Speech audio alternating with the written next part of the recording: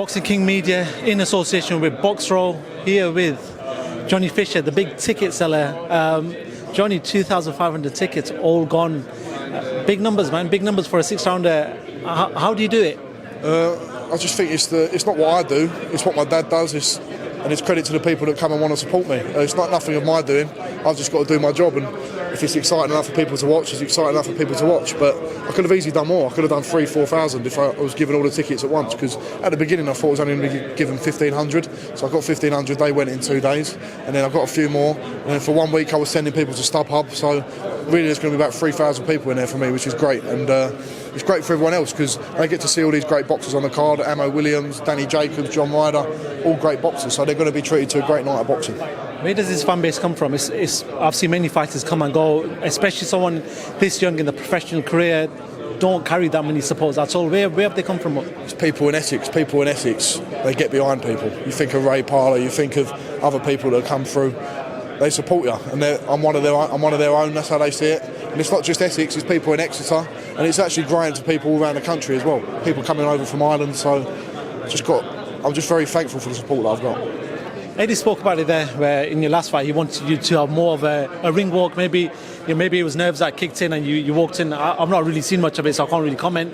But is there pressure now when you sell 2,500, 3,000, 3,500 tickets?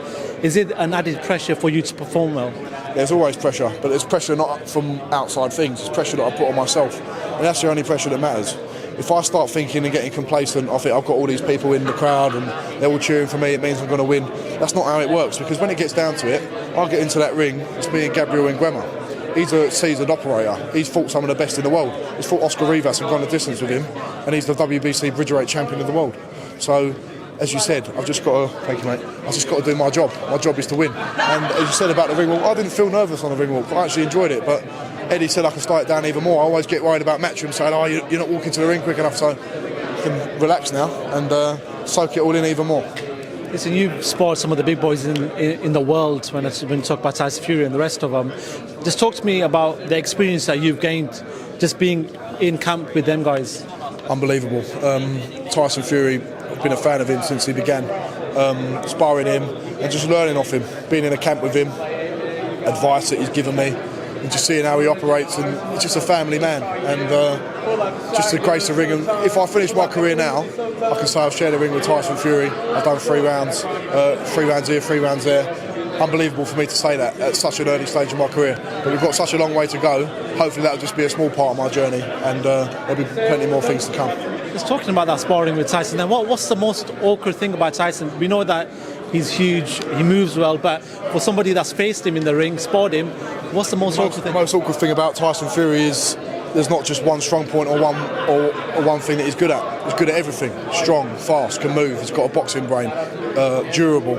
And your best bet against Tyson when you're sparring him is to just go at him. Because if I sat back against Tyson, he's going to blast me to pieces. So I'm never going to match him for boxing ability. So just to be in there, and John Fury was there as well, and he was watching and he was impressed. You just got to go in there and give it your best, and that's what I did with him, and that's how you learn. You throw yourself in scenarios. I've done it since the beginning of my career, when I threw myself in with Joe Joyce, Dave Allen, when I had no right really to be there. But I keep coming back, kept coming back, showed how tough I was, and I'm building on it now and showing boxing skills as well. They say that Tyson's obviously very elusive. He's 6'7" or 6'8". Yeah. How is somebody that big so elusive? I think it's his length, the range that you get with that height. I know he's tall and he's a big unit, but he's rangy and tall. He's not stiff and rigid. He's got great footwork, and getting around them long arms, they come from all different angles when you're sparring him. So you're not going to get much better preparation for any sort of fighter when you're sparring people like Tyson Fury. Tyson Fury, Dillian Whyte, it's going to happen. What do you think happens in that fight? I put Tyson Fury as a firm favourite for that fight, but I think it's going to be entertaining. I think it's going to go quite a few rounds. It could even go the distance, because Dillian Whyte has got that dog mentality, that never say die.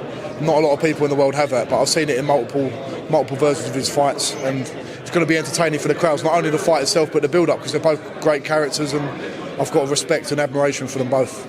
With that fight being made, we now know that AJ is going to be fighting Alexander Usyk in that rematch. What does AJ need to do to get the win on the night? He needs to bring the fight. He needs to bring the fight to him. I know it's easy to say that. It's very hard to bring the fight to someone like Usyk, but Anthony Joshua's got to see it like this. He's 6'6", 18 stone. powerhouse, combination puncher.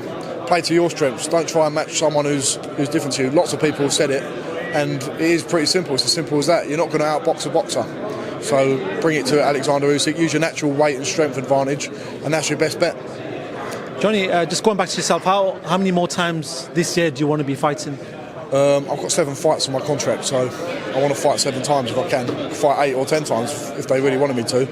I'm at the stage of my career, I've just got to build experience. I think back to the old school fighters of the 70s and 80s. Like even Mike Tyson would fight every other week, and I think that's the experience I've got to gain because I've had no amateur experience and I'm learning as I go. And if I can keep fighting regularly and keep getting my fans happy and my supporters happy, it's a win-win situation.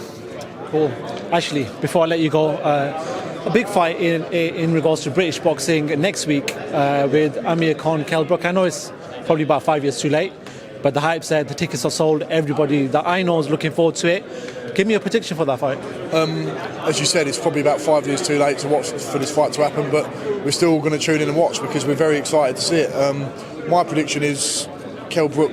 I think the strength and durability that he has, that won't leave him like the speed and the youth that Amir Khan had. That will leave him quicker.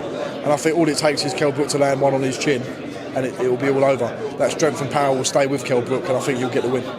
Oh, Johnny Fisher, pleasure talking to yourself. No doubt Saturday night is going to be crazy with your fans. It's going to be good to watch. I'll be there. No doubt we'll speak to you after that. Thank you very much. Mate. I appreciate it.